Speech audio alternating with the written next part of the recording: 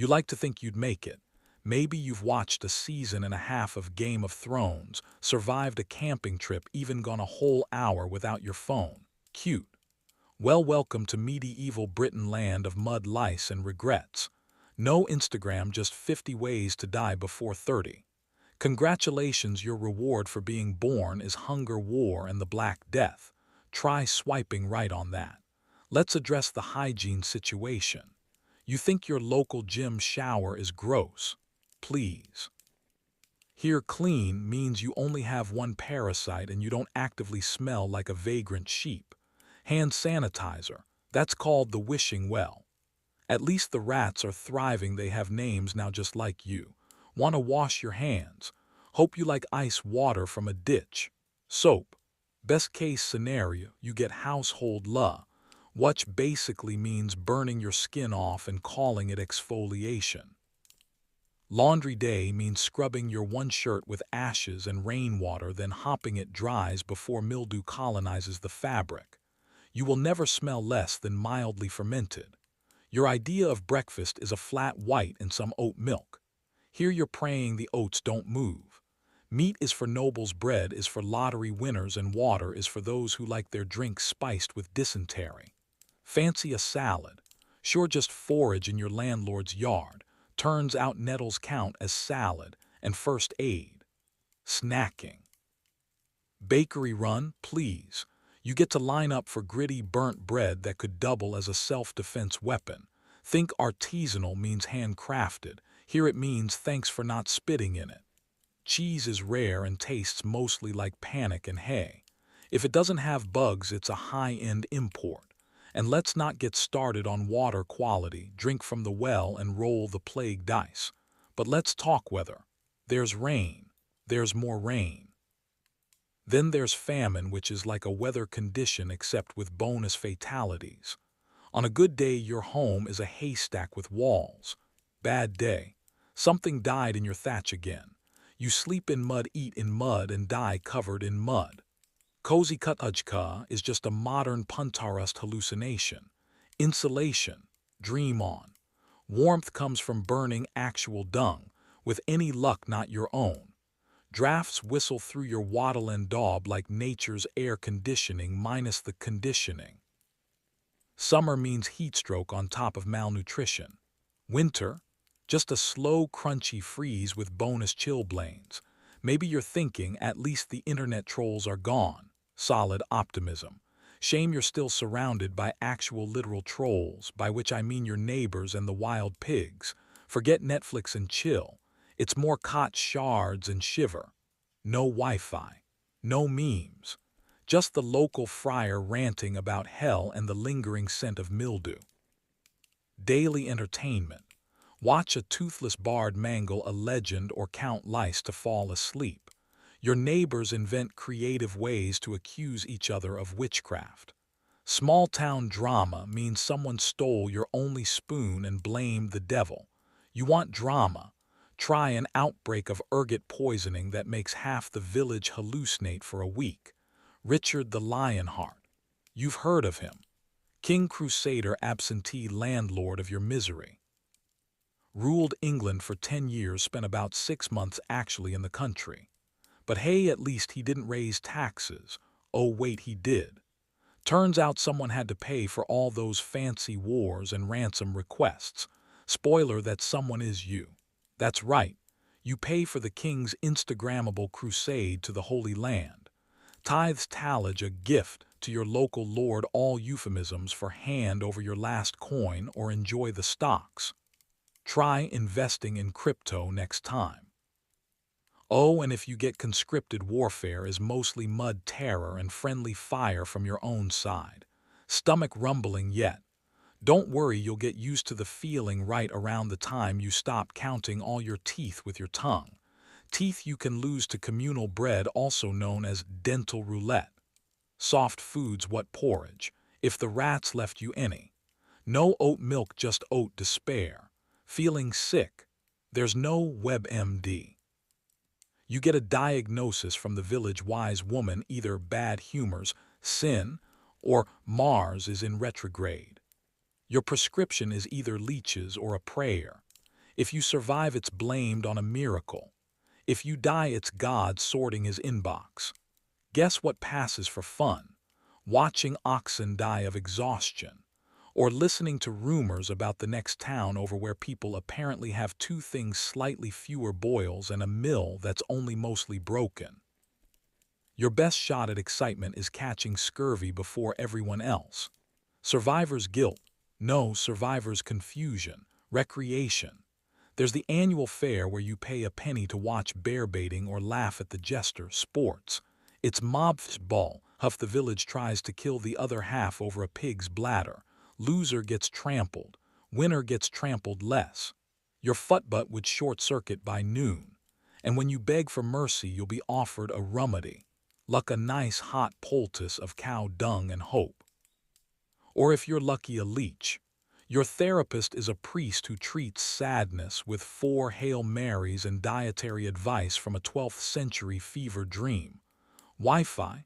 No. Hope? Less. Try updating your status: still alive, still chained, still no bread. Body count rising. Mood foraged. Battery dead. And you're only on day 3. You want royalty. Cool, show up unbathed, wave a stick, and declare yourself king. Congratulations, you're now the reason half of Britain needs a tetanus shot. Go on, build a castle. Any field riddled with mud and sheep droppings will do. Pick the highest hill, preferably one already swarming with plague rats, and order your peasants to pile up rocks until it vaguely resembles a cake tier from Nailed It on Netflix. Except the only thing layered here is disease. A fresh moat. Sure, just reroute the town's sewage, dump 3 tons of dead livestock, and call it defensible. There. Game of Thrones. And then there's real medieval Britain, where everyone dreams of storming castles, but ends up with trench foot and a nice case of scurvy. Edward, I bless his blood-soaked heart, built so many fortresses in Wales that Welsh people still wince at the sound of masonry. You think you're constructing a cozy medieval Try drafty Hell Palace with a moat for sewage walls designed to keep you in as much as keep rivals out, and the constant soundtrack of dysentery. There's no Beverly Hills zip code. Just you're dead if you walk outside at night chic. Edward's masterpiece at Cynufon. Multi-million-pound mausoleum with walls thicker than royal wallets and enough towers to justify a PTSD diagnosis every time lightning struck. Let's talk hygiene. Royal, you say? Try hotbed of medieval super germs. Ever see the inside of an actual castle latrine? No. Good. Picture a slide at a children's water park, but it empties straight into the nearest river or your neighbor's drinking water. There were gutter rubs, because nothing says luxury like pooping inside a glorified cupboard with a hole in the floor and birds nesting underneath. Every lord in shining armor is really a dude one step away from fermenting. Queen Isabella lived in the Tower of London. Know what they called it? The Bloody Tower. Subtle branding for a place with more corpses per square foot than a zombie escape room minus the safety waiver. Henry VI went mad in his quarters, but honestly you'd lose your mind too after a few months breathing in a rich stew of mildew and mummified rats. Castles protected you from invaders, but not from yourself. Walls so thick you could host a Renaissance rave inside. No heating, so you host it inside your own frostbite. Windows. Tiny slits masquerading as airflow. Think less panoramic, more prison cell. Good luck finding a warm spot, just hope you're not the unlucky fool stationed in the oubliette, a fun French import meaning forgotten place, but let's just call it Britain's coziest basement for dying. Remember, half the guards posted in those freezing towers lasted less than a year. Most swapped a Norman arrow for pneumonia. Royal feasts, you say? Imagine banquet tables stacked with questionable meat, enough spoiled ale to drown a goat, and at least 16 diseases incubating under every plat of fresh bread. The king eats swan. You get boiled oats and the occasional mouse. That's aspirational living, peasant style.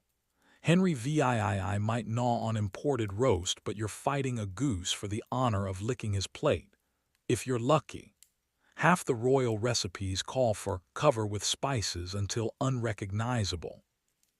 Translation: rot disguised with cinnamon you stole from a dead crusader. By dessert, everyone's either vomiting, plotting, or both. It's not just food or toilets. Castles grow mold like tuk-tuk breeds bad trends. Walls sweat. Your mattress bug sanctuary. Your job as servant. Clean the rushes uka medieval fubraza. Just throw hay on the bloodstains and pray. Every day is a new episode of Survivor Medieval Filth Edition, except the immunity challenge is not dying of typhus. Spoiler: most contestants lose. Bathing. Once a year if you're lucky, and only if the river isn't freezing or already taken over by the laundry. Queen Elizabeth I bragged she bathed monthly. Her courtiers treated water like anthrax. Head lice standard. Fleas required. If you didn't have boils, it was suspicious. You want power. Best case, you're a noble's flavor of the week until someone invents a creative way to retire you. Worst case, you're outside the walls waiting for a rain of boiling oil. The only thing hotter than your prospects. The cauldron above the gate. Noble birth meant you could die in a feather bed, stuffed with plague-ridden geese. Servants worked 20-hour shifts for a pat on the back, maybe a loaf of maggoty bread. The only real perk: no dental bills. You're dead before toothache matters. Building empires looks glamorous until you realize castles are less ruling your world and more sleeping in drafty stone crypts, running from unreasonable relatives, eating soup thickened with rat. Every hallway's an echo chamber for treason. Every great hall's an incubator for smallpox. Royal dreams, peasant nightmares. Still chained, still not king.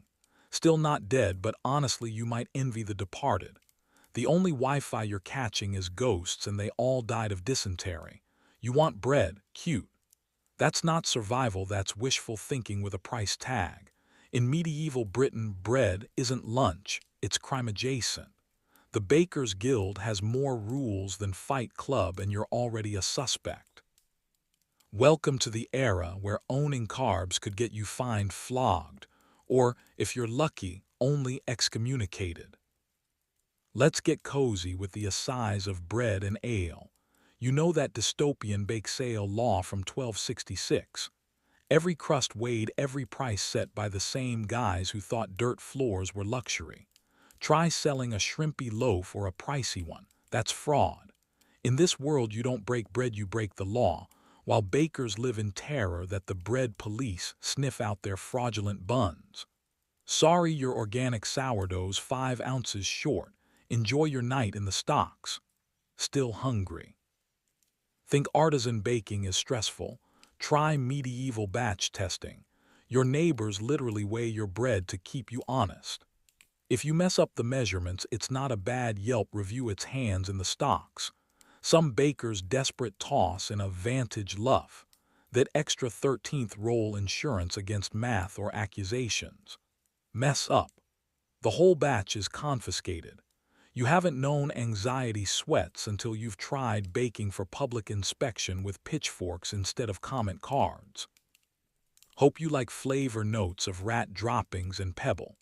Peasants grind their rye with millstones that spit gravel because who needs teeth anyway? Surprise! You don't. Early dental care: lose 'em all by 25 and save on flour sifting.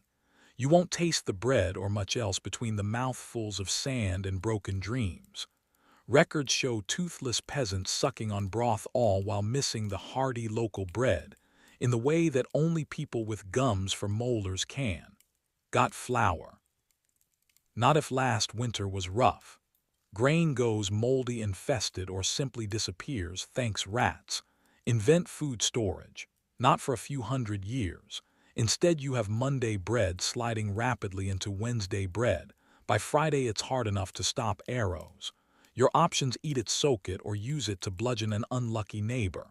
Oh, you're hungry? Go to the market if you can afford it. Grain prices skyrocket after a single storm. In the Great Famine of 1315, food costs tripled. People boiled grass soup and called it dinner. Instagram that. But hey, at least you're not eating famine bread. Bon appetit. Sometimes the local lord kindly offers to sell you old grain, at twice the price with mold included for free. Market stalls reek of desperation and turnips. Some towns ban bread sales to outsiders, and you can't even bribe a vendor with your last coin it's needed for tomorrow's firewood. Pro tip: if you're offered black bread, it's not rye. It's misery and crushed beetles. Catch a baker cheating the scales, they get the pillory. Little public shamming with your stale loaf. 13th century Gudun Rumsa would just hurl moldy bagels at the crowd, assuming he wasn't already arrested for overcharging the bishop. Try asking for gluten-free at the local inn. They'll throw you out the window. No, really, it's called defenestration and it's trending. Catholic guilt adds flavor. On church days, bread quality drops. Old laws ban fresh loaves during feasts because you need fasting humility, not carbohydrates. Easter dry crusts. Lent try fasting on air or prayer if you want something to chew on. Bakers smuggle bread under sacks and call it military rations. It's not even good enough for the altar, let alone your stomach. It gets better. King John once tried to ban evil bakers. How do you know you're bad at your job? When royal policy is written about you. Crime: too much crust. Your bread is contraband, your kitchen is a crime scene, and your oven feels like a medieval Breaking Bad spin-off. Local gossip, all bread-centered. Mrs. Crumbly down the lane gets 6 lashes for light loaves. Her offense isn't lack of skill, but violating the sacred ratio. Flour to water to poverty. If you want drama, skip Netflix. Check the pillory at noon and watch disgraced bakers trade privacy for projectile turnips. Still chained, still not dead, hungry yet? The penalty for stealing a loaf isn't just a slap on the wrist.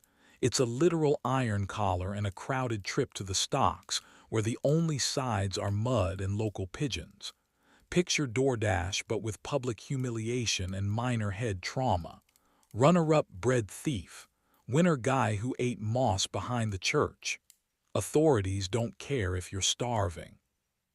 According to court records, one 14-year-old caught with a handful of barley rolls landed a weak manacle to the crossroads. The medieval version of trending for all the wrong reasons. So yeah, bread is the new Bitcoin. Everyone's hungry, nobody understands how it works, and if you try to get some, you might end up face down in the street. No bread, no teeth, no mercy. Welcome to day 6. Half the prisoners already died. You'd kill for a sandwich, but don't say it out loud. You want to call it home. That's cute. The locals called it shelter with the same enthusiasm you reserve for visiting the DMV. Picture a rectangle made of mud, animal hair, and hope. Replace your thermostat with a hole in the wall, your insulation with a family of rats. Welcome to the original tiny house movement, where cozy means no one's frozen solid. Yet, you've seen medieval movies, roaring fires, tapestries, maybe a heroic dog. Forget it. Your version of roaring fire is smoke-choked misery, the household centerpiece, just a charred pit nursing wet sticks and last month's ash. The only thing roaring is the draft, storming through walls thinner than your modern patience. You'd kill for a draft excluder, and in winter probably for someone's shoes too. Curtains. Try animal bladders stretched over holes, or nothing. You're lucky if the snow outside politely asks before visiting your pillow. Here's the punchline: the roof is technically optional. Half the time it rains inside too. Thatched roof. That's just a rotting welcome mat for black mold in the local rat Olympics. Wood shingles, if you can afford them, are basically pre-soaked firewood, built-in hazard medieval style. Sir Walter Raleigh imported potatoes. What you really needed was a son's sister to curse your landlord. You want roof over your head, but you get moss in your soup. Chill is free, so is tetanus. Your windows, if any, leak more than your roommate's excuses. Just a wooden shutter if you're lucky hung crooked from a nail and some hope. Glass was for lords, you get the breeze delivered direct, no upcharge. Privacy. Please, try not sharing a one-room dirt-floored box with 6 family members, a livestock roster, and something scurrying in the hay that's probably not legal in several time zones. Medieval dove listed unexplained damp under amenities. Alongside, may contain poultry. Okay, you think I can tough it out. Adorable. Medieval toughness isn't a badge, it's a countdown. How long before you catch tuberculosis from sharing a straw mattress with everyone's sweat and regrets? Your best defense against death by chill is the hope that tonight's ceiling collapse is only structural, not fatal. Construction standards should probably stand until morning. The roof beams, barely vertical aspirations. You want stone, something solid. Funny. The rich have stone walls. Congrats, you're technically sleeping in a sponge. Constant leaks, weeping mortar, fungi going full Resident Evil in the corners, plus the cheery bonus of a dungeon's central heating, just a few torches, and the sound of someone being interrogated. Your floor doubles as fertilizer, donated lovingly by the cow you sleep next to for warmth and bonding. Original cuddle puddle now with more manure. Any duck-up plans? No chance. Try hanging up your one threadbare tunic to dry by the fire and enjoy the fragrance festival. Smoke mildew plus a wet sheep. Tapestries. Only if you want to advertise your wealth and wake up without them. Candles maybe if you're done feeding the kids for the week. Otherwise, it's the soft glow of the neighbor's house burning down for light. Let's talk hygiene, you don't. Water leaks in, never out. Mold is a wall feature, not a problem. You might scrape together a wash once a season. Rainwater pooling in the yard, a bucket, and hope no one's looking. Laundry.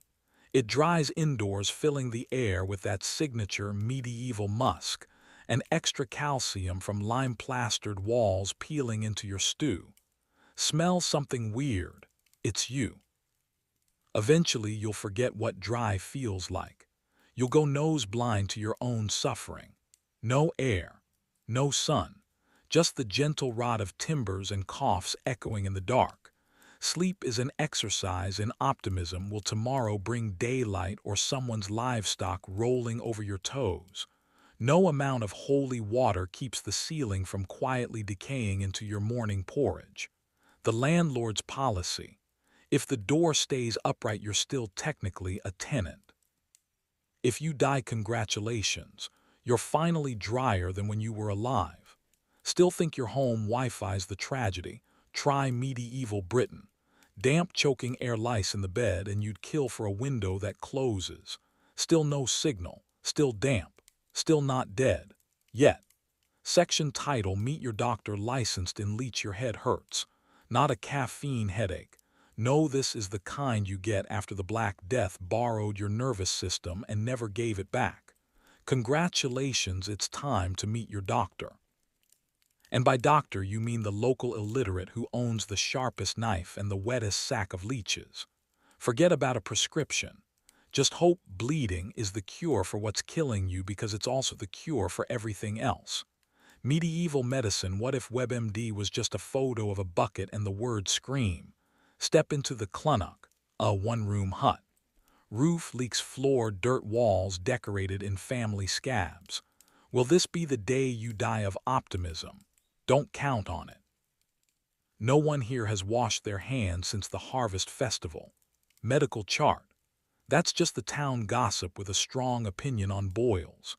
The royal physicians working for King Henry IV. Men so trustworthy they once diagnosed too much heart as grounds to drain 3 pints from your elbow. No, you don't get anesthesia. No, they don't wash the blade. Yes, they're absolutely about to recommend you drink wine for rabies, because nothing says effective medical care like replacing dog spit with alcohol. That licensed part. Licensing means your surgeon made it through 4 lectures on astrology and 1 on how to spot a witch. Most doctors never even saw a corpse they didn't help create. And don't ask about medical school. unless you count the time they read Galen by candlelight and decided pus was good for the soul. Peer review. That means yelling at each other in Latin until someone blacked out. Imagine your Henry V. Ever heard of his dental plan? Neither had his jawbone after a jun cut. Want painkillers? You'll get a dandelion and a warning. Want an ointment? Here's mold from the church wall. Want to see a real plague doctor mask? Too early. You're getting an apron and a stick. Infection is inevitable. Perfume is the disinfectant. Bleeding is the answer. If you're rich, you get fresher leeches, but the outcomes are identical blood on linen, regret on your deathbed. The cure for fever. Tie a dead pigeon to your armpit. If you run out of pigeons, try onions in your ears. Anything to avoid actually going near a sick person with new ideas. Need to check if you're alive? Ask the barber. He's the one holding the saw, not even a full-timer. He does hair during the weak limbs on weekends. By Monday, it's all just mopping up the blood on the same wooden bench. Want hope? Tough. You'll get sawdust and a medieval TED talk on the benefits of humors. Spoiler, you have the wrong ones. Hospital. That's just a monastery with extra beds and fewer prayers per square inch. Ever wonder how many people a ward can fit? It depends how many can still crawl away before the rats eat their shoes. Budshots washed quarterly. Mortality rates measured by how fast the grave digger gets through lunch. But hey, at least the church is praying for you. Hopping the saints intervene before your lymph nodes leak out. Penance is cheaper than penicillin anyway.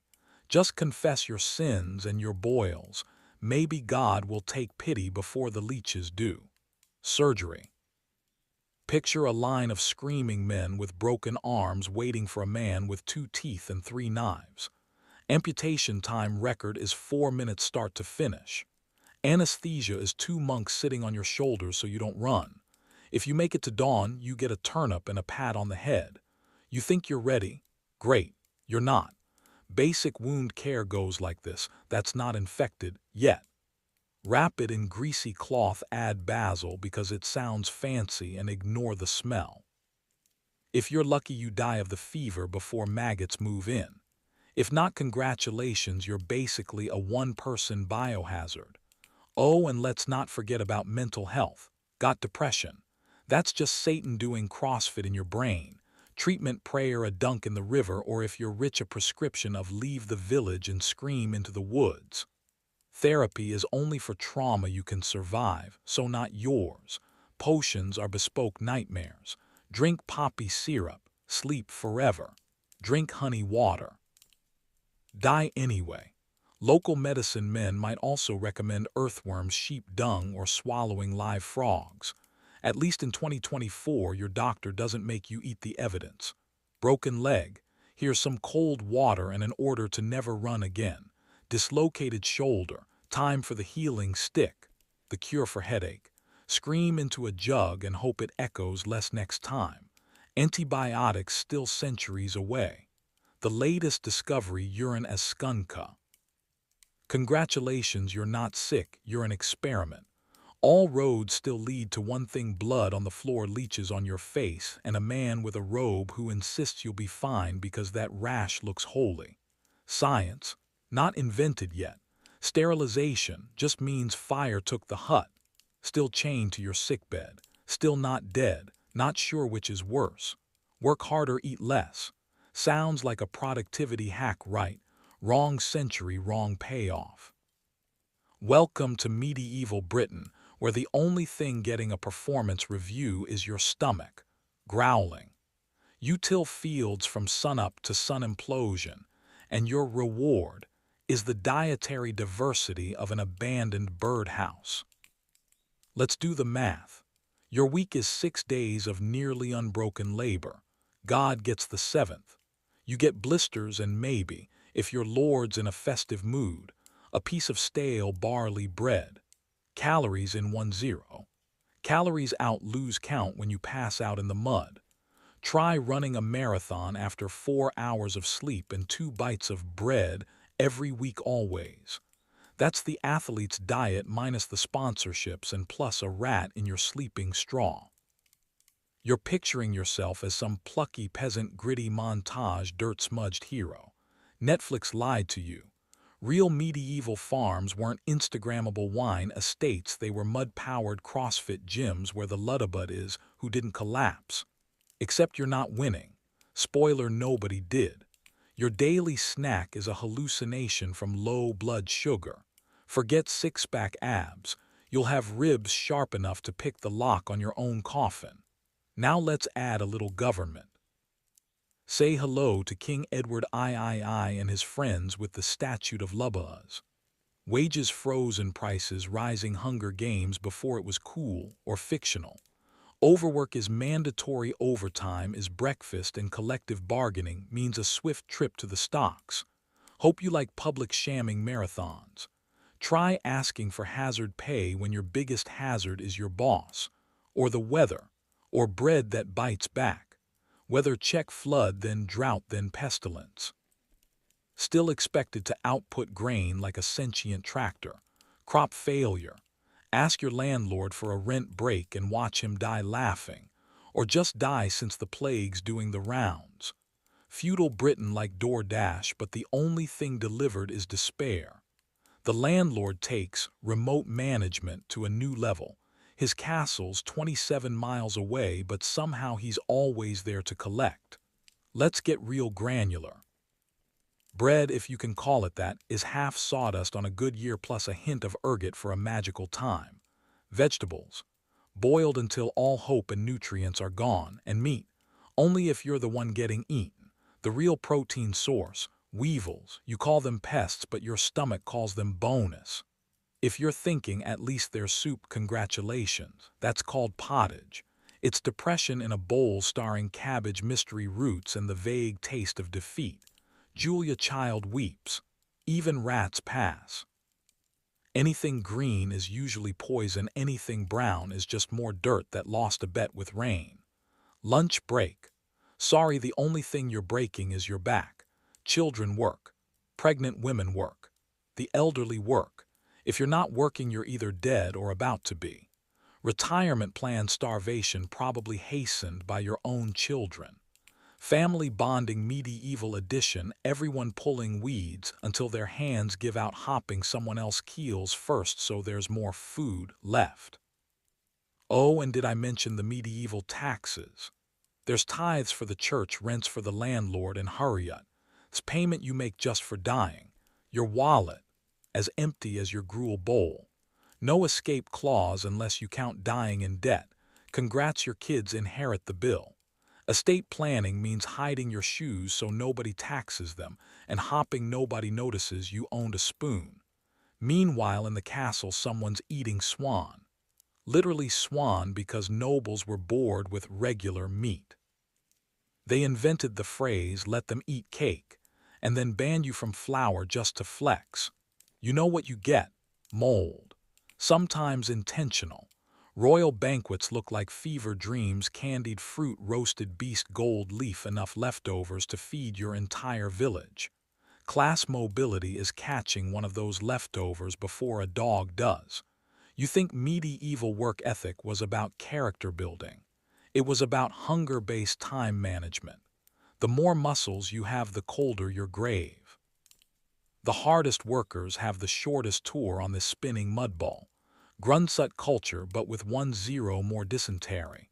Being built different just means you'll be fertilizer first. Don't get injured by the way. No sick days, only sick decades. One infected blister and you're on a crash course with the local leech guy.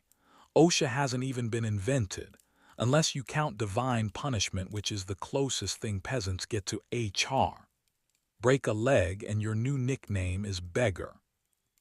Good luck finding a career coach, unless you like sermons about patience and God's mysterious plan.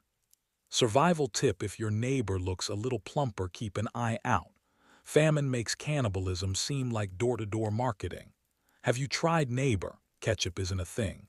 Salt is worth more than you. Seasonings are pain. But hey, you still have your spirit right. Not if you pawned it for a turnip.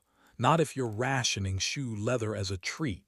You worked hard, and for what? 6 days in hunger's gnawing on your spine. Day 7 you're praying for a bite and a Wi-Fi signal. Sorry you're out of service again. Still chained. Still not dead, but give it another shift. Still think you're ready? Great, you're not. Work harder, starve faster. Hell's waiting, probably with a job offer. The only thing lower than your pay, your life expectancy. You thought drama spreads fast in the office Slack channel.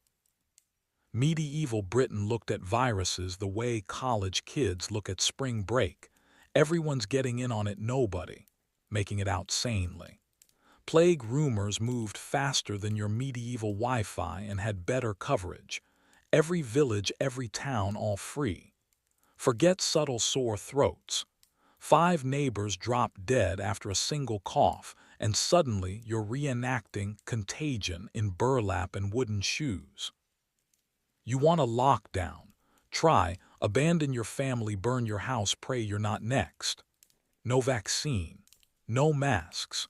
Just mud saints and that one guy quoting Bakuxpa, except this time everyone's begging for an actual punchline. The Black Death hit in 1348, and by 1350 England lost nearly half its people. So yeah, networking opportunities really opened up. You thought community was neighborly. Welcome to Plague Britain, where sharing is caring means passing along your best lice, fleas, and terminal symptoms. The one guy with a sniffle. He's now this week's influencer, trending for likely to doom street. Normal stress, did my rent go up again? Plague stress, which boils will kill me first, armpit or groin? Move over productivity hacks. Medieval hacks were literal axes, desperate surgery, or just hacking coughs echoing across empty fields. Local monks insist prayer will save you, but they're dropping like flies mid-Hail Mary. Priests start blessing grave diggers because that's the only career with growth potential. Think burnout's bad. Try corpse fumes plus existential dread. You're now too bored to live, too scared to die, and still have to shovel the neighbors. Work-life balance 1349 edition. If you think modern conspiracy theories are unhinged, wait until you hear about medieval medicine doctors in party masks throwing herbs on burning corpses, blaming comets and Jews. The king's royal proclamation insists you're safe. The graveyard next door does not. Wat Tyler wants a peasant revolt, but honestly, can you revolt if you're already festering? Solutions. Here's your to-do list: burn aromatic herbs. Pray harder. Avoid bad watch apparently means anywhere with wind.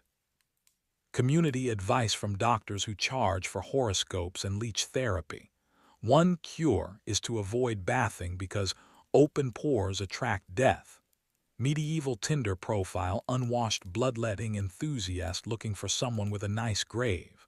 Left swipe for symptoms. Let's talk quarantine. Luxury edition means sealing your whole village behind a wooden door. Standard model: refuse strangers, stone the sick, and hope your food doesn't run out before your cousins do. Need groceries. Good luck, no contact delivery, just apples tossed from a distance. Social distancing means burying your own father one field over because who wants last week's germs? Welcome to Ghost Town as a lifestyle. Survivor's guilt. Try survivor's boredom. No one to farm, no one to bake, nobody left to tell you how you're dying wrong. All that's left is you and an empty village wondering if rats taste better roasted or raw. Ruddat thread ate rat. Would not recommend. Still chained. Every street corner offers a fresh horror, bodies stacked like firewood carts creaking through silent squares. Bell ringers get overtime, but nobody's paying. City walls lined with red crosses and scrawled prayers. Spoiler: the plague can't read. Want a grim stat? In London, up to 200 bodies a day. In villages, entire maps erased like someone spilled ink. You can't even ask, "How are ya?" His answer is always less than yesterday. Plague doctors, those budget grim reapers, stalk the fog in leather masks stuffed with perfume and superstition. They show up, glare at your boils, write down your symptoms, and charge you for consultation. Modern telehealth, but with more bloodletting. If you live, it's a miracle. If you die, it's Monday. So you light a candle. Hope the fleas are currently chewing someone else. Wonder if it's better to die of plague or of literally anything else. No spoilers, but either way, the last sound you hear is probably coughing, and the last thing you see is another neighbor digging. Remember, in medieval Britain, everyone shared everything: faith, fleas, funerals. And just like their bread, the plague always came stale in bulk and absolutely unwanted. Still thinking you survived this mess. Congratulations. You're officially the last man standing, surrounded by rats, grave dirt, and medieval optimism. The future. Hey, at least there's more elbow room at the inn. You can finally get a table anywhere, just expect the chairs to be made of bones. Social mobility, literally upward, as in digging up your betters because someone needs their shoes. Still chained, still not dead. No Wi-Fi, just weeping and wails. Your only notification, another shallow grave. And you still can't get a doctor to answer your plague DM. Cleanliness is a myth. You thought middle school bathrooms were bad. Welcome to medieval Britain, the era that looked at the word plumbing and said, "What's a pipe?" The only running water is your neighbor sprinting to vomit in the moat. Let's talk infrastructure. You're housing a village in a castle the size of your local Walmart, but inside. No toilets, just trauma. 50 of you line up against the wall, literally. Latrines are medieval speak for let's all poop in a hole and hope for the best. The hole in the floor, gravity's your only co-worker, and that splash. Not water. Maintenance budget. Zero. Even castle gudarubs, the excuse for a royal bathroom, were designed to empty straight onto the outside walls, as in directly onto the servants' heads. Talk about trickle-down economics. Privacy. Try public shamming, because everyone smells the evidence anyway. Henry II apparently spent more on tapestries than on sanitation. You get the world's first open floor plan, but it's mostly open to rats and disease. Forget bathroom breaks, try praying you don't fall in, then keep working. The guardrobe stench was so legendary that some castle owners used the space as a safe for valuables. Because honestly, what's a thief compared to that smell? Now imagine night soil men. Their job: harvest your human remains, bucket them up, and heave them out the window or into the street. That's right, waste management, by tossing your nightmares onto your neighbor's doorstep. Street view means stepping outside and counting turds. Disgust edition. Streets weren't just lined with history, they were layered with it. Slop ran in every gutter. If you tripped, you took a bath in it. Marching home after a long day. Congratulations, your boots are now fertilizing someone else's vegetables. Chamber pots, aka the original mobile toilet, get dumped out second floor windows every morning. The official warning. A perfunctory shout seconds before your face is christened by someone else's medieval breakfast. Imagine Yubba Eats, but reverse. Heads up, it's raining shame. You develop a sixth sense, dodging airborne disaster before breakfast. Lean out your window for fresh air. Enjoy the bouquet of last night's ale and regret. Diseases love an open invitation. Dysentery, cholera, typhoid, the real holy trinity. Water supplies double as the village loo, because in medieval Britain the only thing more polluted than the river is your faith in humanity. Washing up means not dying immediately. If you hesitate, the water will finish you faster than a sword ever could. Thomas Becket, famed archbishop, met his end in a cathedral, not a cesspit. Smart move, Tom. Every other peasant. Hope you can swim. Night times when the magic happens. Pitch black corridors, half asleep, tiptoeing past chamber pots and ghosts of meals past. The only thing scarier than missing the pot is finding out it's already full. Missed. No problem. The rats appreciate your generosity. Some servants slept by the guardrobe for warmth. Yes, you read that right, the ice-cold stone was apparently better than freezing to death. So you're either shivering or fermenting. No middle ground. Royalty puts gold leaf on the chamber pot, pretends it's innovation. Still the same smell, still the same flies. The only thing more out of place here than a toothbrush is basic dignity. Privilege means your privy comes with a door, not that it stays upright in a windstorm. Think all this filth brings people together. Guess again. No hand sanitizer, just a medieval handshake, a pat on the back with the palm that emptied the chamber pot. Street vendors sell pies with hands that haven't seen water since Christmas, hopping for fresh bread. Check the floor for what's fresh first. So, no flush, no Lysol, just generations of trauma compacted into every floorboard, every street, every memory. Still dreaming of time travel, still convinced you survive, congratulations. You're constipated mudafud and nowhere near the Wi-Fi. No toilets, just trauma, still chained, still not dead. And you're not done yet, still plenty of medieval miseries with your name on them. Would you like a leech to go with that? You want justice. Picture this: someone steals a loaf of bread so the village votes to shove their hand in a pot of boiling oil. Trial by ordeal, they called it. Legal advice was don't scream too loud. Your verdict depends less on evidence, more on whether you can fake being fireproof in front of a priest. Innocent. Sure, if you heal up before dying of infection.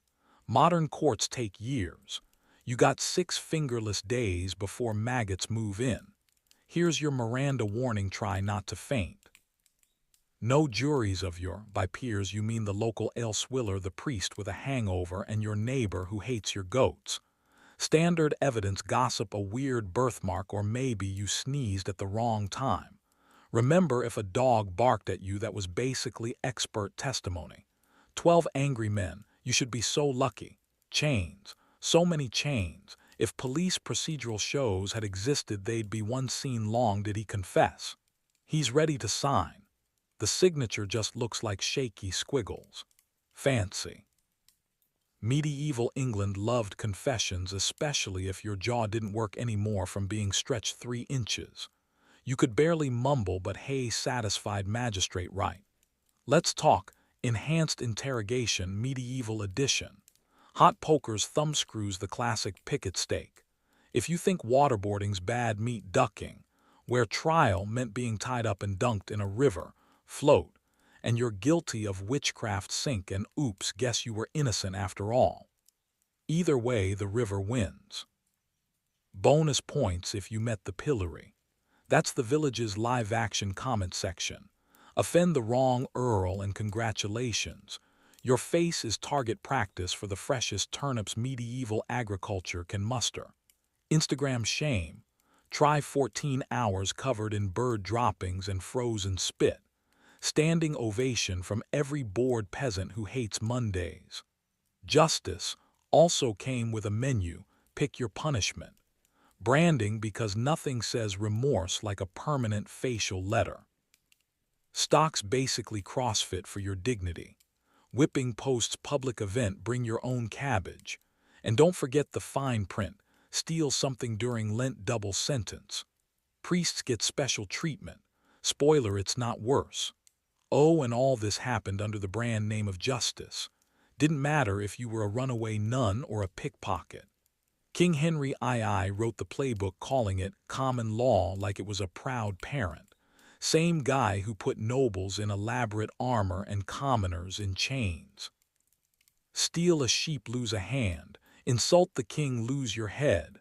Downside, you can only do that once. Justice was a lottery you played with broken dice. Rich man, maybe a bribe, maybe a pardon. Peasant, welcome to the iron collection.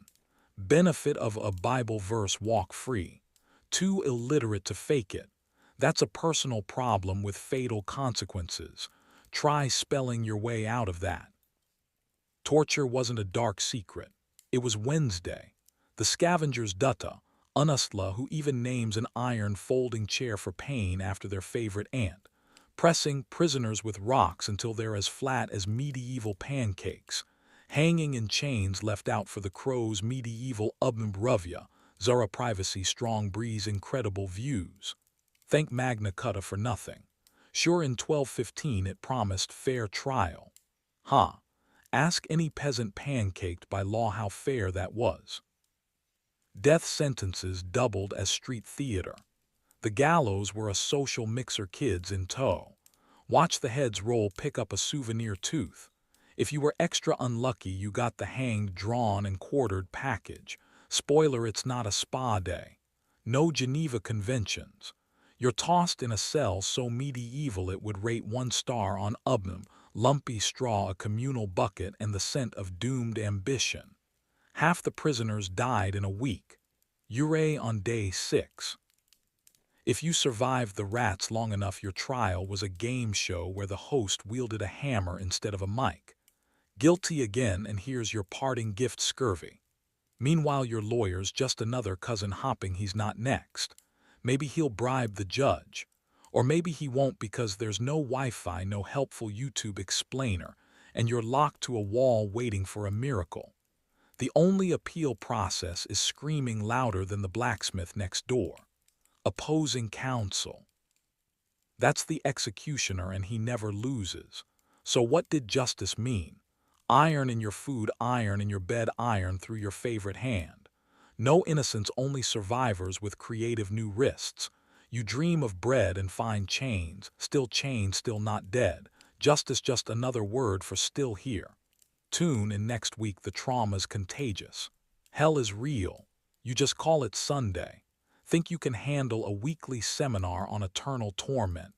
Medieval Britain calls that going to church.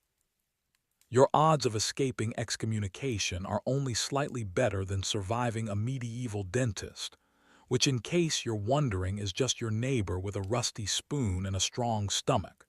Picture it: your parish priest. His robe stained by wine, his sermons slurred like bedtime threats. He can't read. He improvises.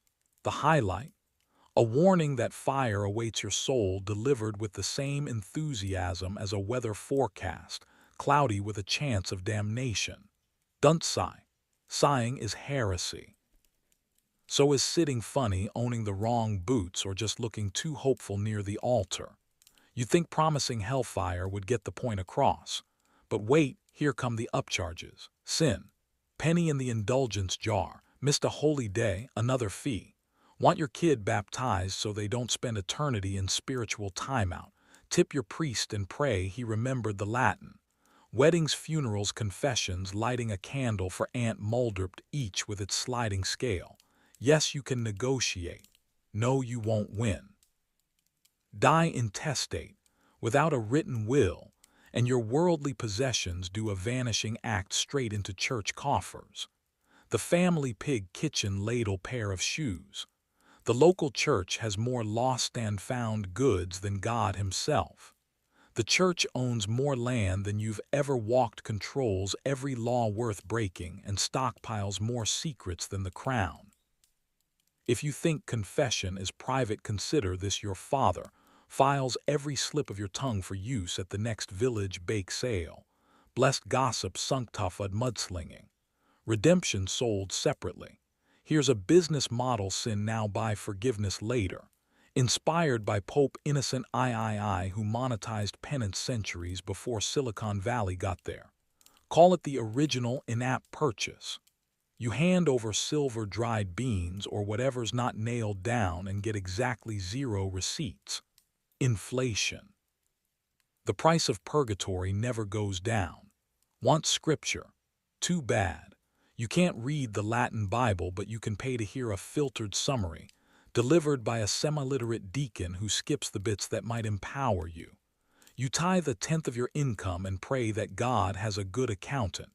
Expect the occasional relic, shards of bone, threads from a saint's slipper, labeled and hawked with the hard sell of a C-list timeshare agent. Wait your turn for a miracle or a rash.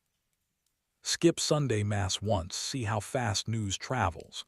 Suddenly you're the reason it hasn't rained since Whitsun. Fields dead. That's on you. Didn't walk backward past the altar at Easter. Guess your carrots are doomed. Someone, probably Thomas Beckett's ghost, is making a list and charging a retroactive fee. Rebellion. Good luck. Even kings play for keeps. Henry VIII, professional marital speedrunner, invented a whole church just to dodge late fees.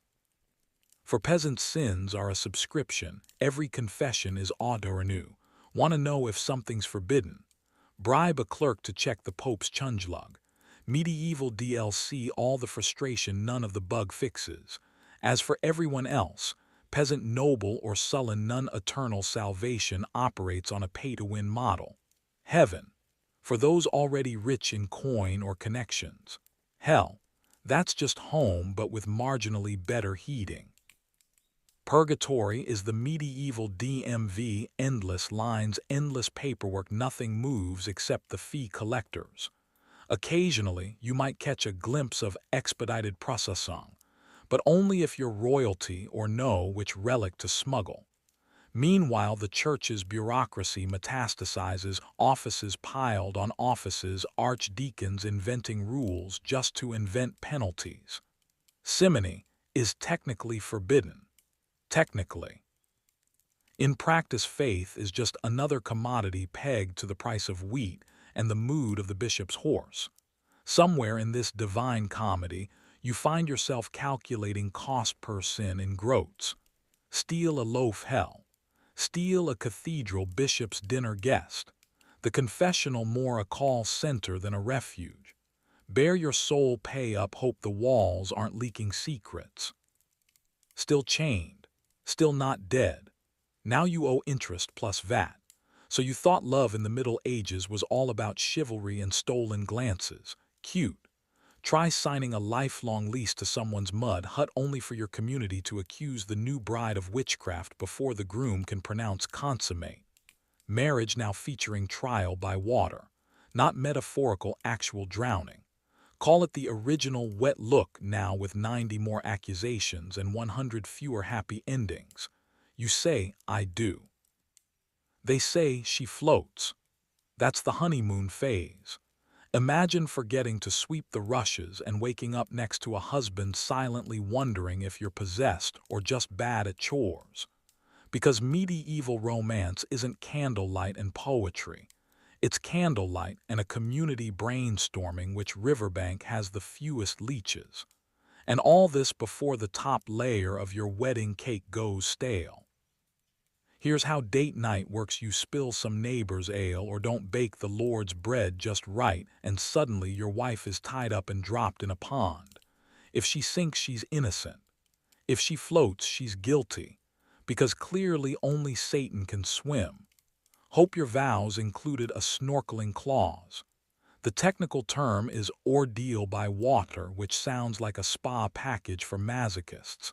But let's get granular. Sometimes they strip you down to your ruggedest shift in front of the whole village, tie your hands and feet, and toss you into something with the umbunts of an open sewer. If you're lucky, someone remembers to fish you out before the fish start. If not, you become a statistic. Like Tinder, but with a higher body count. Fun fact, cleared of charges often meant cleared off the mortal coil. Swipe left for air. Forget joint Netflix passwords. In medieval Britain, true commitment meant risking life at the town ducking stool, sometimes before the wedding feast even cooled off. Magna Carta. Never heard of her. Try explaining due process when your spouse is literally held underwater because Aunt Mulder saw her talking to a black cat. Brides took vows, then the town took confessions. There was a thriving economy in suspicion. Church courts, manor courts, mob rule, take a number. Sometimes a test was just seeing if you turned blue.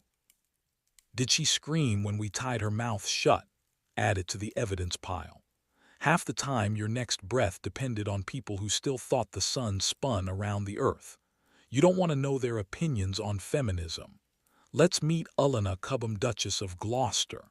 Her big crime: marrying the wrong guy and grabbing the wrong horoscopes. She narrowly escaped a watery grave, but don't worry. They paraded her through town in a paper hat and locked her up anyway. Tinder's most embarrassing dates has nothing on this. This wasn't some one-off party trick. In the 17th century, ducking spread across England like bad wedding toasts, Pussenhull Leominster anywhere with a river deep enough to drown doubt. Over 200 women in one notorious case ended up wheezing on the banks of the Newgate. It became so routine locals started carving their names on the stools for good luck. It gets better. Your dowry is mud, your in-laws are dirt farmers, and your wedding gift is a month's worth of public suspicion. You're now married poor, and the human resources department is just the village mob. Swiping right only increases your chance of drowning by 30, still chained, still not dead. Fast forward, the Inquisition team goes home, but the rumors don't.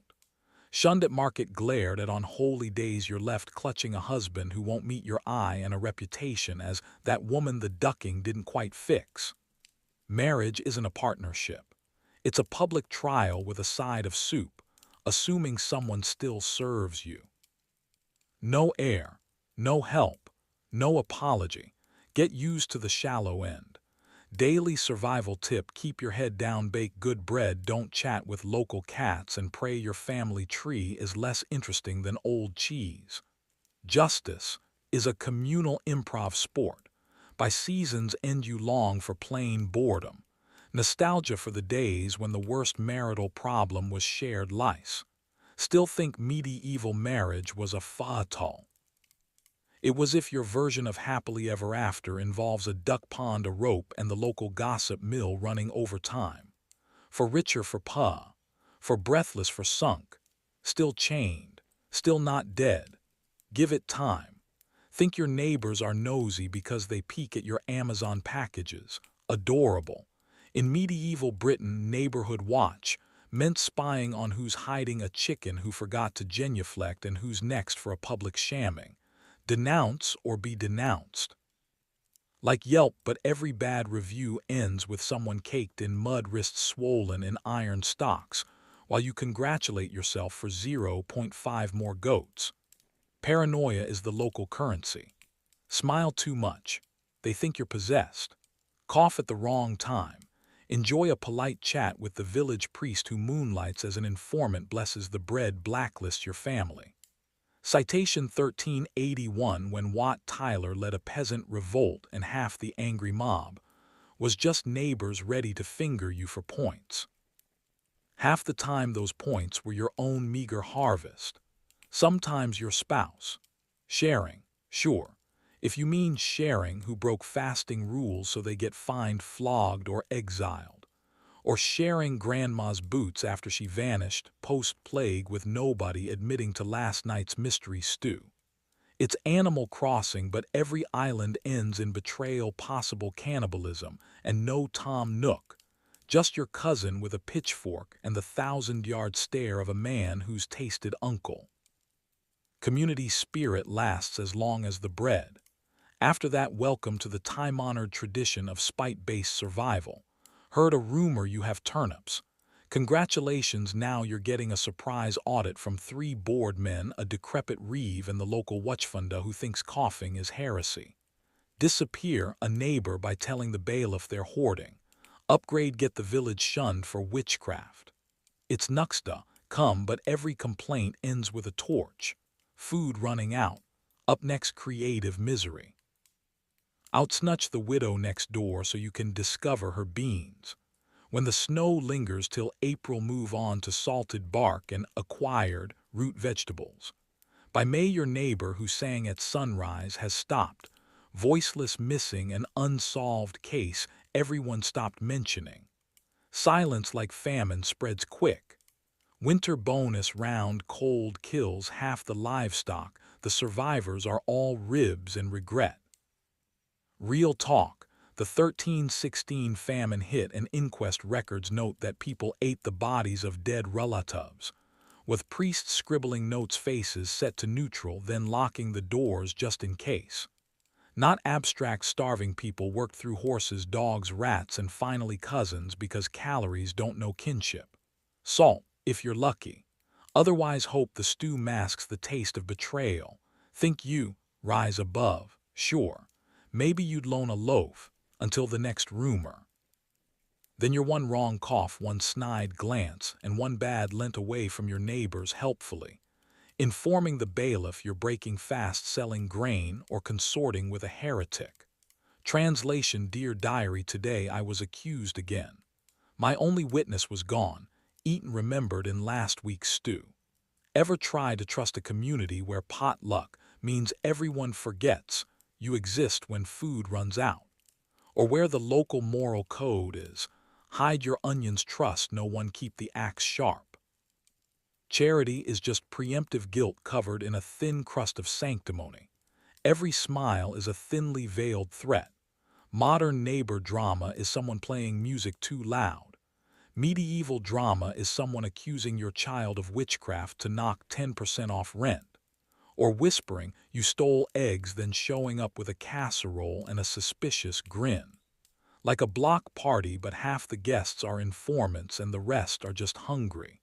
You dream of solidarity. You get the Trust Olympics daily tests of loyalty where one misstep lands you in stocks or on the menu. It's Among Us with real consequences. Except everyone sus the imposter always wins, and there's no voting off the island, just the slow process of running out of suspects. Still chained. Still not dead. Still being watched. So you want medieval community? Sure. Trust falls into open graves, bake sales paid in snitching, potluck, redefined as awkward silence over a suspiciously meaty stew. Still sure you'd survive? Remember last section, you were sleeping in a damp coffin. Now you're the main course. Next meal on you, literally. Still hungry? Don't worry. There's always room for one more. You really want to feel included. Welcome to the medieval witch hunt, the ultimate group activity for people with trust issues and too much free time. Forget escape rooms. You're playing Find the Evil with your actual neighbors, and no one gets a participation trophy.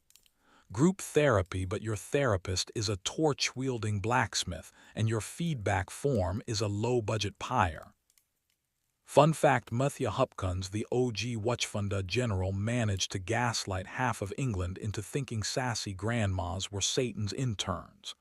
Top score for team building, 0 for personal growth. Step 1. Someone sneezes during Mass or owns a suspiciously orange cat. Step 2. You're accused of dancing with demons because you dared to bake bread on Sunday. Tension rises like a yeasty plague. Suddenly everyone remembers that petty feud over firewood. Social media drama, but the hashtags are literal brands pressed against your skin. Congratulations, your new friends just nominated you for human Tinder, and the swipe is fire every time. Community spirit is mandatory. Attendance, also mandatory unless you want to look guilty. No one opts out of the burning, you either light the torches or become kindling.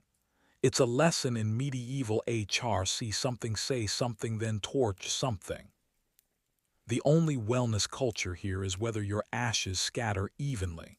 Evidence: let's talk receipts. Tell a lie, float in a pond. Tell the truth, drown anyway. It's hugwhat sorted by waterboarding. They called this trial by Adul, as if justice is best served damp, cold, and gasping for air. Float, you're a witch. Sink, you're innocent. Either way, thank you for playing. Let's remember even King James VI of Scotland, #1 fan of paranoia, wrote an entire book called Demonology. He made demon spotting a royal hobby. You could be executed for making butter churn too fast or having a birthmark. Imagine being yeeted from the mortal coil for the crime of eczema. Medieval Britain, where skunka is probable cause. Not dramatic enough. Picture this: your local magistrate giggles over his mug of ale, drafting new red flag rules. Did your cow stop giving milk? Did hail ruin your barley? Now you're on the shutlist for a forced confession, preferably after 3 days awake, and a quick chat with the witch-pricking, needle, rusty, unwashed, brutal. Like but for pain. The Watchfunda gets paid by the conviction. Everyone loves a bonus round. The true team sport. Betrayal. You vote out the weakest, the weirdest, or the one whose soup tastes like they whispered to a toad. Everyone bonds over mutual terror, and the only safe place is clutching the mob's pitchfork just a little tutta than your neighbor. Gossip is currency, paranoia is the house wine. Solidarity, sure. If by solidarity you mean watching your childhood best friend buckle under interrogation and list your name to buy herself another day.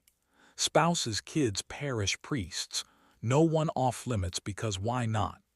Turns out loyalty burns quicker than old thatch. Even decades-old debts end up settled in the docket. Next time bring a lawyer who can swim. Which tests came in flavors, dunking, pricking, forced confession by sleep deprivation, or simply interrogating you in a packed church while the crowd howls for your blood. Half the evidence is dreams or rumors. Your neighbor heard you mutter, and now your gardening hobby is suspicious hubcroft. Go ahead, dust off your rosemary sprig and wait for the knock. Fast forward to the verdict. The crowd cheers every accusation because what's one less mouth to feed? Bonus points the condemned inherit nothing, so a lucky villager grabs your goose and patchy turnip plot. Like the world's bleakest yard sale. The prize for attending every burning this month, Muldred's soup pot, and whatever's left of her charred roof beams. Don't bother practicing your witch cackle. You'll need all your breath for floating. Mob rule never needs evidence, just a crowd and a slow work week. They'll smile past the pitch and expect you to bring the sandwiches for tomorrow's burning. Nothing says teamwork like clapping for your own execution. Still chained, still not dead. Just the hottest item at this season's company bonfire. In the end, the lesson reads clear: nothing unites a fractured village like shared suspicion and a splash of medieval performance art. Your survival odds, statistically trash. Half the accused die before reaching anything that passes for trial. Remember, in a world where finger-pointing is an Olympic sport and due process is ask the dog if you're guilty, expect justice to arrive with kindling and zero closure.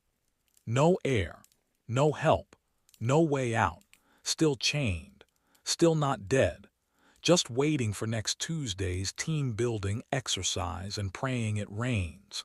The good news, you finally snapped. The bad news, everybody wants you to die quieter. Medieval Britain rebellion wasn't so much a revolution as it was group therapy, except the counselors were knights, and your session ends with a bill for arson.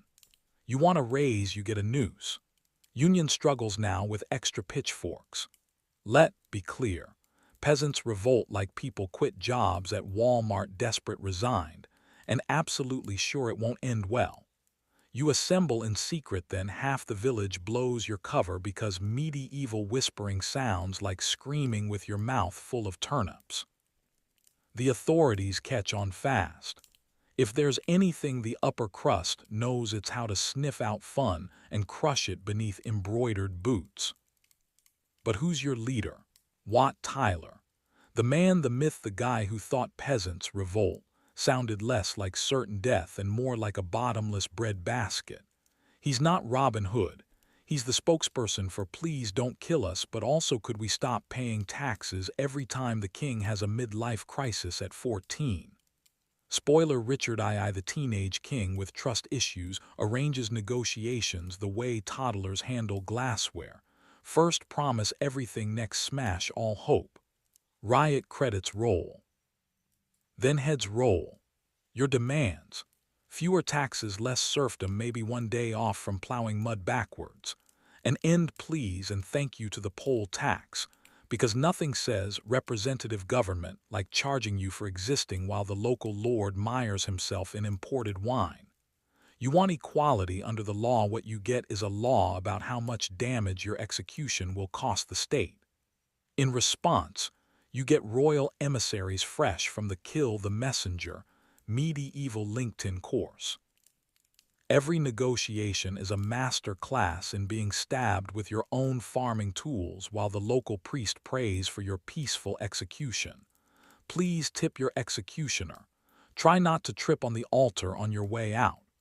By the way, negotiation just means standing in a muddy square while a man in gold leaf explains why your family is genetically predisposed to misery.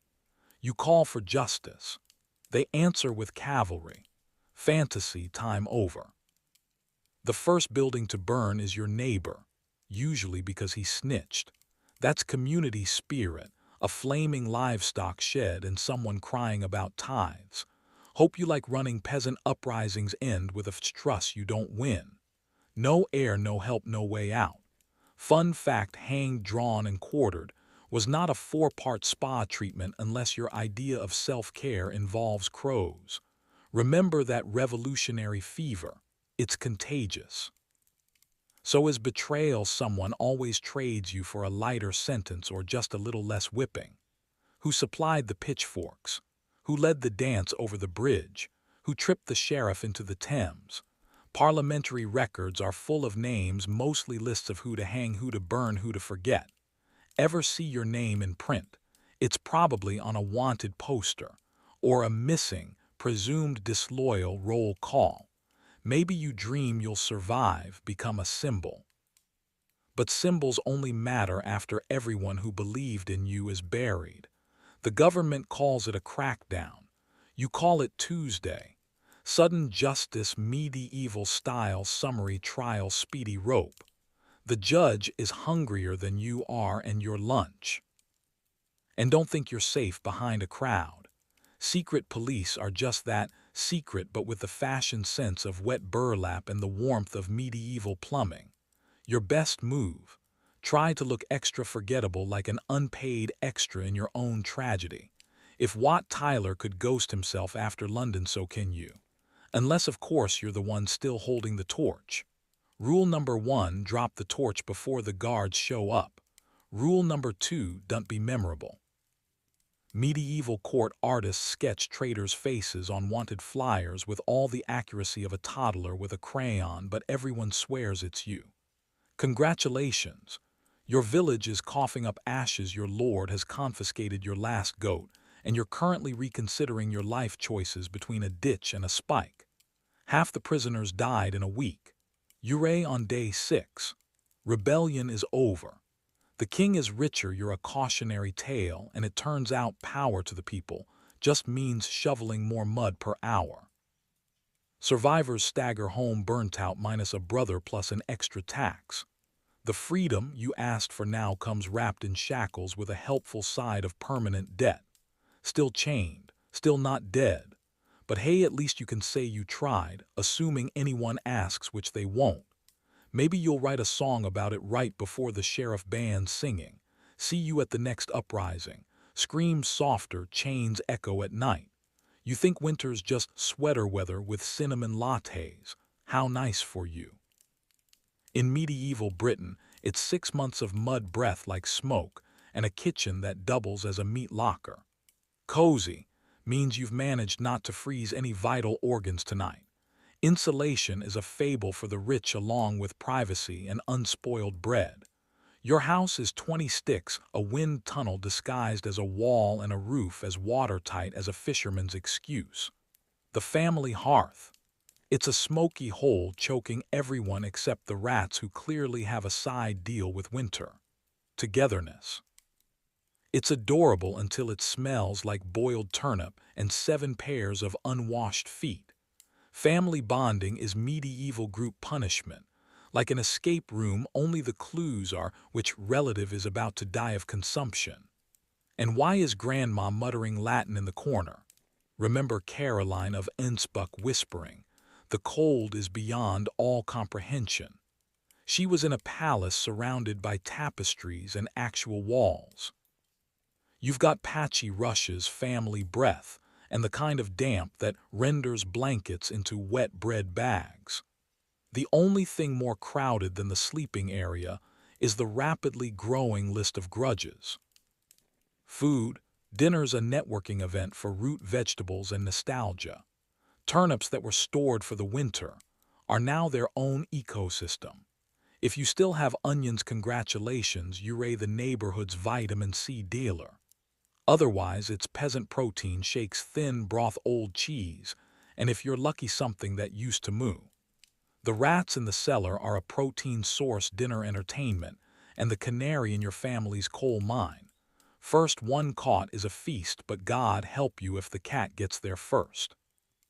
Your children learn to dream small. The taste of stale bread a night without chewing on beet tops the fantasy of honey. You develop new skills like gnawing at shoes and pretending it's experimental cuisine. Sleep is a group hallucination. The family all crammed together on a pile of straw that secretly moonlights as a lice hostel, topped with what feels more like a damp promise than a blanket.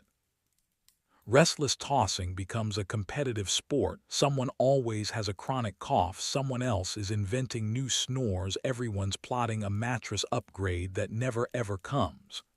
If you're used to my own room, good luck. Your privacy is 3 inches of space and the heavy weight of family secrets. The only thing separating you from total collapse is the sack of feathers grandma guards like the crown jewels. Pillow fights. With what pillow? The upside one stray fart is a gift of warmth, the closest you'll get to radiant heating. Getting sick. That's not a risk, it's the season's main activity. Welcome to Gravediggers, happy hour where every cough could be the starter pistol for consumption pneumonia or something more imaginative. If you're alive in March, it's a group achievement. The Black Death likes to drop by, especially when everyone huddles together. Sharing air, sharing germs, sharing the family curse of chronic vitamin deficiency. Cold. That considered a baseline. Cures are hysterical trial and error, onions for frostbite, goose fat for chest colds, prayers for everything else. The most reliable healer is time, and if time doesn't cure you, at least it stops you complaining. Physical misery. That's the free gift you get for being born less than noble. Chilblains and frostbite turn extremities blue, half your toes are numbered for the afterlife. Every bone aches. The family blames each other for letting the cold in, as if there's even a door to shut. Communal living. It's less hearts and minds, more elbows and knees. You take turns hogging the fire, then blamming the cold breath in your face on whichever sibling you hate least that week. Somebody snores, someone else cries, someone mutters about spring like it's a personal affront. Still the calendar marches on with the subtlety of a wrecking ball. You drag yourself into February, rations thinner, everyone thinner, logic thinner still. By then the turnips might bite back. Now it's open debates on which family pet is just a little too friendly looking, whether shoe leather counts as fiber, and if you can boil desperation. Hunger sharpens everything, words, grudges, bones.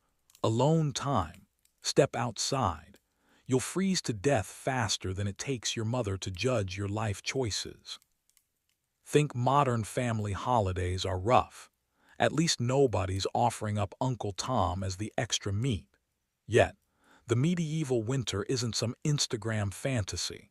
It's a teeth-gritting, toes-losing family bonding epic, where survival comes down to luck, patience, and the number of your relatives still breathing. Congratulations. Still chained. Still not dead. Spring's another myth waiting to fail you. So you want to know who signed your lease for medieval misery. Meet the nobility. The original influencers dropping feudal content so viral it literally killed people. Lords, earls, barons with names like Godfrey the Toothless and Mugrut of Permanent Resting Skull. Don't worry, you're not at the bottom just because you're unlucky. You're at the bottom because some guy 3 generations back lost a chess game to a Norman, and congrats, you're now 10 centuries into indentured servitude. Welcome to hell, VIP access courtesy of your birth certificate.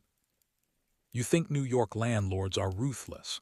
Try living on a manor where your rent is swapping your best pig for the right to not get speared. Laws written by people who never touched mud. Taxes invented by people allergic to daylight. If you want a day off, just hope for a funeral, preferably not yours. Labor shortage means Count Joffre makes you build his new summer dungeon. Yes, a second dungeon with 0 ventilation and extra rats. Oh, did you sneeze? That's another week in the punishment shed. Like a bun but for tetanus. Payroll. Forget it.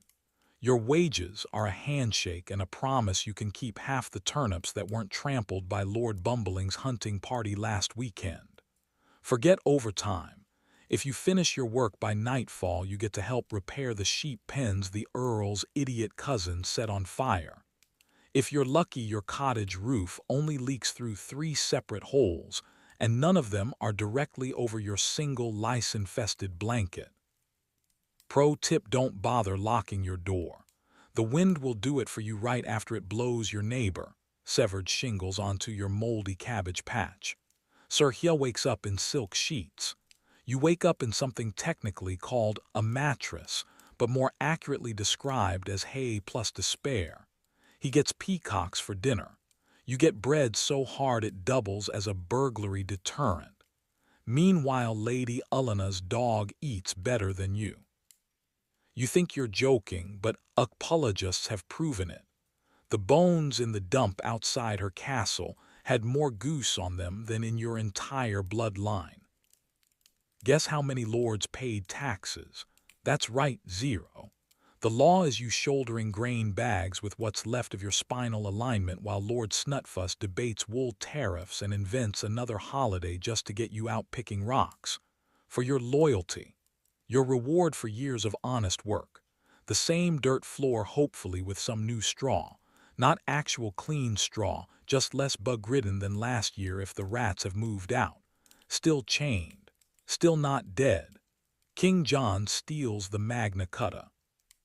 You steal glances at moldy turnips because actual food is taxed and rationed, unless you're wearing a hat worth more than your house. Still, you have hope maybe this year winter will take the snobs first. Spoiler: it never does. No matter what uprising plague or minor act of God rolls through, the noble families kneel around their banquet tables chanting, "Tithes for me, pox for thee." Let's talk hobbies. You enjoy seasonal famine, knee-high mud fun, new strains of rickets, and watching the Reeves son accidentally set fire to the grain barn for the 3rd time this harvest. Entertainment is counting boils. Reading is listening to Walter from 3 Cottages over mispronounce every word on the single prayer torn off the local church door. If you're lucky enough to own anything that isn't oozing or cursed, odds are the steward's already got his eye on it for tax season. You know, for the greater good. Envy is a full-time job. You trudge past the castle, see flickers of gold, and hear the pipes. You imagine Lady Udwana flopping onto her goose feather pillows after a nice bath in milk while you zip yourself back into a sack that was once your uncle's funeral shroud. Fun fact: the more you toil and fill the pantry, the more they throw at their walls during feasts. The dog gets the drumstick. You eat fingernails and remember a time before taxes. Oh wait, there wasn't one. And you thought trickle-down economics was a modern joke. In medieval Britain, it literally trickled down walls, mostly urine. Lest you forgot, when the Lord got bored, the solution was war. War means you lose your house, your son, and the last 3 teeth willing to stick around. Noble-sponsored hell is an unscupped ad. There's no X button, only die quietly. Don't bother running your tide to land you don't own, defended by a person who wouldn't recognize you if you accidentally drowned in his moat. You are background music for their next joust. You are replacement parts for their old soldiers. You are a statistic on a tally stick that some, sir, will break in half and call it governance. Still muddy, still hungry, still looking at the castle. The biggest joke: castle walls weren't built to keep you safe. They were built to keep you out. Revolution is just a word you whisper while shoveling dung in the shadow of your local iron-fisted landlord, dreaming of Wi-Fi dental plans or a loaf of bread, not sentenced for treason. Don't worry, you'll get your just reward. Eventually, if the rats don't get there first. But hey, at least you're not in the dungeon. Yet. Congratulations. You survived a winter of starvation, a neighbor who definitely tried to eat you, and that one enthusiastic guy with a rusty chain and ideas. You're feeling brave, maybe even a little bit alive for the first time since your first lice infestation, dreaming of escape. Guess what you just won yourself: a lifetime subscription to manual labor, now with extra suffering. You're tired of mud vaults and the local death rate, so you run. Or you saunter awkwardly with 12 toes bleeding through your one good turnip sack. Congratulations, you're now a fugitive. But spoiler, the only place you can run is 30 feet down the lane, because the King's Writ basically turned the whole country into a Game of Thrones-themed escape room. There's no out. There's just slightly less mold in the next ditch. Think you'll disappear into the forest, become a wolf-masked bandit, reinvent yourself as Mysterious Stranger 38. Wrong.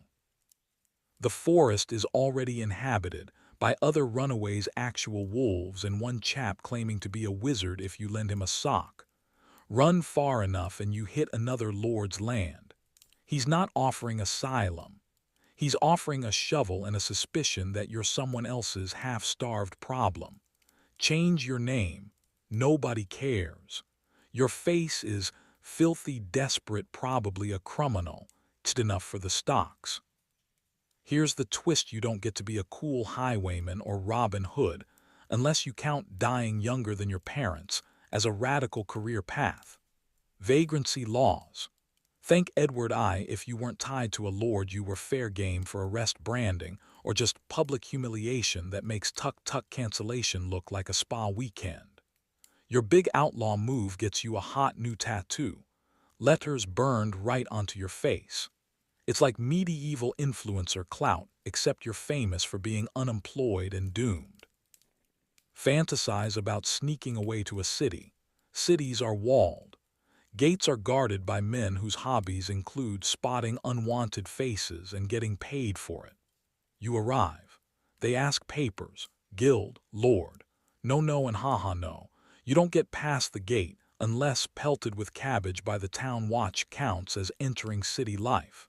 Your freedom package: nights spent in a pillory, days sleeping in a pigsty, weeks peddling useful mud to anyone who makes eye contact. They say the grass is greener on the other side of the castle wall, but you're not allowed on the other side. Most likely you're digging the new moat where last week's escapee drowned. Some genius dreamed up the stocks, and now you're the main event. Audience: bored peasants and livestock. Perks: a face full of turnips, a lifetime back injury, and if things get wild and medieval, maybe you'll lose an ear for good measure. Who needs Netflix? That's Tuesday.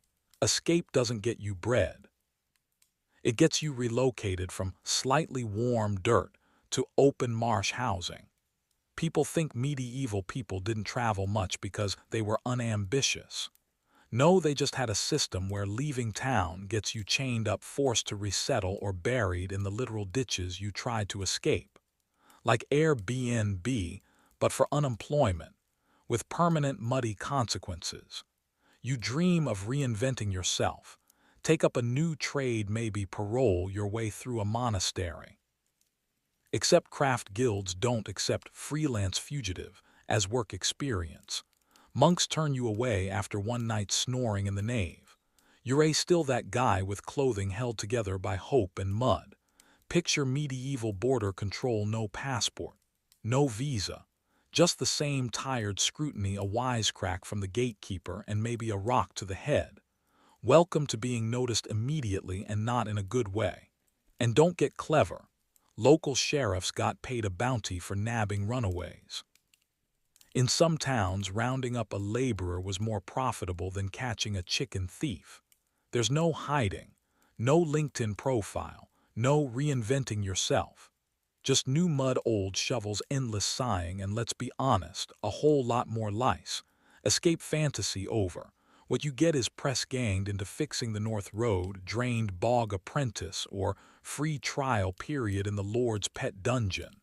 Half the prisoners died in a week. Congratulations, you're on day 6. You're hungry, cold, and wondering which will wear out first, your shoes or your soul. So you escaped. Spoiler, you're still a peasant, Just a peasant with community service that never ends, starring in your own personal episode of medieval Britain's Next Top Ditch. You're still hungry, still covered in mud, still dreaming of a life where your biggest problem is slow Wi-Fi, still chained, still not dead, just to a different master, and the mud's colder on this side. Congratulations. You've survived famine, 3 winters, 2 plagues, and your neighbor's turnip breath. So what now? You're not a medieval success story. You're the punchline to a cosmic joke no one's laughing at. It, Who Wants to Be a Serf? And spoiler, Regis Philbin isn't bailing you out. You think you're exceptional, picked for greatness by fate. Nope, you're just what's left after Mother Nature ran out of targets. Survival here isn't the prize, it's the booby trap that resets every morning. Your reward for outlasting the last epidemic, being first in line for the next one. It's the lottery, but all the numbers win dysentery. Sure, you're alive. You also have 16 teeth left, fungal souvenirs between every toe, and enough trauma echoes to make Sigmund Freud pop a vein. Statistically, half the people you started this century with are fertilizer. You've lasted longer than King Edward the Confessor's sense of humor, but don't celebrate just yet. In medieval Britain, outliving your peers is just a coupon for more suffering. Did the village burn last week? Of course it did, and you're the lucky one sweeping up charred mud and looking for any unroasted rats to supplement your diet. Whatever doesn't kill you makes you stronger. Really. Try telling that to your crooked scud hands after another year of scythe duty, or your back after carting Pete until you walk like the missing link. Your immune system's not stronger, just calloused from all the times fate given it a slap. Survived Black Death, cool here's smallpox, ducked the Saxon raids. Don't worry, the Normans are next, and they brought a new tax. Even the weather wants you gone. Massive frost in 1315 killed crops and vibes. You're basically the medieval equivalent of someone who keeps hitting. Next episode on pain. The local priest says you're blessed. Funny. He's the only one who eats twice a day, quoting scripture while pocketing the village's last chicken. More power to him. You get forgiveness for a penny, but cough the wrong way near the Lord's wine cellar and it's straight to the stocks. Don't like the system. Enjoy peasant uprisings that go nowhere. Just enough blood to raise taxes, never enough to change your odds. Genetics. You've got the good ones, the suffer in silence, die weekly package. If you somehow reached age 40, congratulations. You're considered an immortal demigod in your village, right up until a sheep kick reminds you about compound fractures. Old age is less wise elder and more wrinkled biohazard. The gift shop is just as disappointing. No dental plan, no retirement, just a straw mattress with extra weevils, 3 boils, and the creeping suspicion that God's running low on mercy. If joints were meant to last, you wouldn't need to chew willow bark for breakfast. Hope you enjoy memory games, because almost everyone you remember is technically a ghost at this point. Food gets exciting now. Black bread that tastes like last season's compost heap, cabbage soup with all the vitamins boiled out. The local ale doubles as mouthwash and antiseptic. Just watch out for the floaters. For veggies, you get what didn't rot. For protein, hope you catch a frog. Or just eat the last slice of optimism in the entire parish. Social life. You're the last one standing at every reunion, and not because you know how to party. Funeral guest lists keep shrinking. Gossips less, he did what? And more, when's it your turn? If you catch a cold, people eye you nervously, not because they fear contagion, but because they want your patch of onions. So what do you get for all this winning? The midnight privilege of listening to your joints snap while the wind hurls curses down the chimney. Endless chores. Zero gratitude. Still chained. Still not dead. Call it endurance, call it punishment. Everyone else calls it Tuesday. Remember, victory isn't survival. It's remembering everyone you outlived and realizing you're stuck eating lentils while the Black Death starts slithering back around for a sequel. Still alive. That's not a reward. That's just another day chained to the punchline. No air, no help, no way out. But hey, congratulations, champion.